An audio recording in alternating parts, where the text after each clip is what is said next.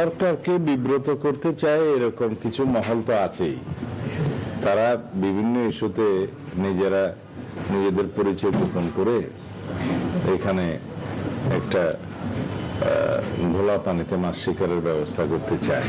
HSC পরীক্ষার্থীদের আন্দোলনকে কেন্দ্র করে কেউ ঘোলা পানিতে মাছ শিকার করতে চাইছে বলে মন্তব্য করেছেন স্বরাষ্ট্রমন্ত্রী সালাউদ্দিন আহমেদ। সচিবালয়ে ব্রিফিংয়ে তিনি বলেন, আন্দোলন করে পরীক্ষা বাতিল বা অটো পাস নেওয়া যাবে না। আর পলাতক প্রধানমন্ত্রী শেখ হাসিনা ট্রাভেল পাস নাকি অন্য প্রক্রিয়ায় দেশে ফিরবেন, সেই সিদ্ধান্ত ভারতের বলেও জানান তিনি। 1 বছর আগে পরীক্ষা বাতিলের দাবিতে এভাবেই সচিবালয়ে ঢুকে পড়েছিল এইচএসসি পরীক্ষার্থীরা। আর এবার অতিবৃষ্টি ও জলাবদ্ধতার মধ্যেও পরীক্ষা নেয়ার প্রতিবাদে রাজপথে এইচএসসি পরীক্ষার্থীরা।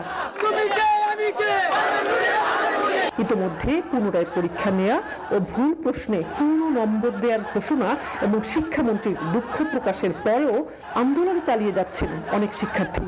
এর পেছনে উদ্দেশ্য থাকতে পারে বলে মনে করছেন স্বরাষ্ট্রমন্ত্রী।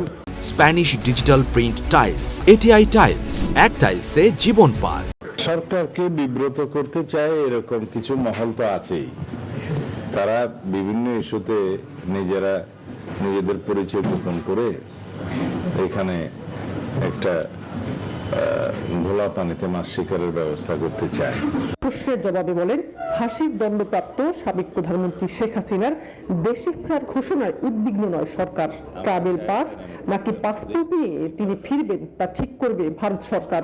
কথা বলেন আওয়ামী লীগকে নিষিদ্ধ করার বিষয়ে। এক্সট্রাডিশন চুক্তি অনুসারে তাকে ফেরত দিতে গেলে তারা ট্রাভেল ডকুমেন্ট দিয়ে পাঠাবে না অন্য কোনোভাবে পাঠাবে, তারা সেই আইনানুগ ব্যবস্থাটা তারা নেবে। আমরা চাই আইনানুগ প্রক্রিয়ার মধ্যেই তিনি ফেরত আসেন। প্রশাসনিক আদেশে মানে এক্সিকিউটিভ অর্ডারে কোনো রাজনৈতিক দলের নিষিদ্ধ হওয়াটা সেটা আমরা চাই না। এটা বিএনপির অবস্থান, এটা আগেও ছিল। আমরা চাই সবকিছু জুডিশিয়ালি হবে। মন্ত্রী আরো জানান, বন্দি বিনিময় চুক্তি অনুসারে দুবাইয়ে গ্রেফতার বেনজির আহমেদ ও ভারতে গ্রেফতার ওসমান হাদির হত্যায় অভিযুক্তদের দেশে ফিরিয়ে আনার চেষ্টা চলছে। যথাযথ তদন্ত প্রক্রিয়া চালু করে আমরা ওই আইনের অধীনেই তাদেরকে বিচারের ব্যবস্থা করব। শাহনাজ ইয়াসমিন, নিউজ 24, ঢাকা।